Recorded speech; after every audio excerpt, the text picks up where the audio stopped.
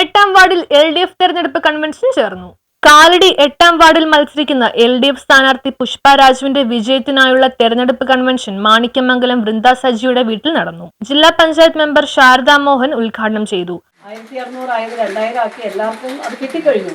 ഒരു മാസം 2 മാസം കിട്ടിയില്ല എന്നുള്ളൊരു പരാതിയൊക്കെ ഉണ്ടായിരുന്നു. അത് കഴിഞ്ഞപ്പോൾ ഒരുമിച്ച് 1600-ഉം 2000 കൂടെ ഒരുമിച്ച് കിട്ടി എന്നുള്ള കാര്യം പറയുന്നുണ്ട്. 3600 രൂപ പെൻഷനായിട്ട് കിട്ടി.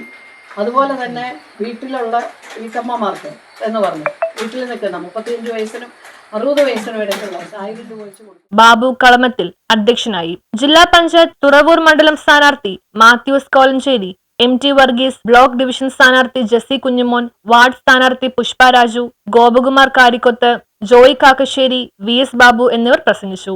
ഭാരവാഹികളായ Smitha Biju, Gopakumar KS, Joy Kakkassery, chairman Biju Manikyamangalam, vice chairman Jayanandan, joint convener MA Sasi, convener Babu Kalamathil എന്നിവർ സന്നിധരായിരുന്നു. News bureau, Kalady.